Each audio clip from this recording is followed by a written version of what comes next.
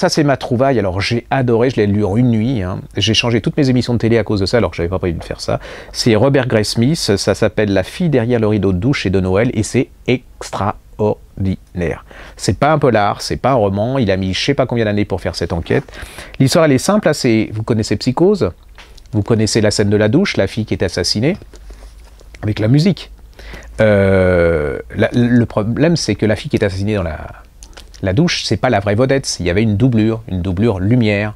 C'est une histoire vraie, hein. La fille, c'est une jolie fille qui a été playmate dans Playboy, qui était c'était pas une stripteaseuse, hein, c'était une fille honnête qui avait une certaine renommée, elle travaillait dans les revues, elle était un peu genre danseuse dénudée, quoi. Enfin, elle était magnifique. Ça commence avec le tournage de Psychose. Vous voyez Hitchcock, tous les mecs qui sont autour sont habillés en costume, cravate noire, parce que Hitchcock obligeait ça. Et vous avez cette fille nue qui est un peu gênée quand même, qui est dans la scène de douche.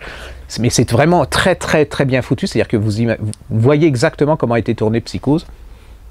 En même temps, à Los Angeles, sévit un serial killer. Enfin, on ne sait pas que c'est un serial killer. C'est un jeune, élevé, moi, il doit avoir une trentaine d'années. Il est encore chez sa mère, qui est, vous savez, ce genre de vieille dame absolument qui bouffe les enfants. Il en peut plus, il tire de chez sa mère. Et le problème, il va voir Psychose parce qu'il est absolument fasciné par Psychose. Il y va avec une vieille dame parce qu'il ne veut pas y aller tout seul. Il ressort de la séance et qu'est-ce qu'il va faire? Il va tuer la vieille dame un peu de la même manière que dans Psychose. Et le problème, c'est que c'est très très rare dans les serial killers, c'est ceux qui tuent des personnes âgées, mais en plus qui les violent. Alors vous dites pas c'est glauque parce qu'en fait il n'y a pas de description, hein, il vous dit tout simplement ce qu'il est, c'est pas un roman à ce niveau-là. Et puis ça va s'embringuer. Et puis quelques années plus tard, la fille de la douche là, on va la retrouver tuée comme dans chez Psychose. C'est-à-dire qu'en fait, quand elle a tourné le film, elle a fait une répète de sa mort. Et le plus absolument troublant, c'est que le personnage qui va la tuer, c'est-à-dire le serial killer qui tuait les vieilles personnes, est exactement la même chose que dans le film. C'est-à-dire que quand on va dans le film, on sait que c'est un peu à travers la fille qui tue, il tue sa mère, quoi. Il est poussé par sa mère, et là c'est exactement la même chose.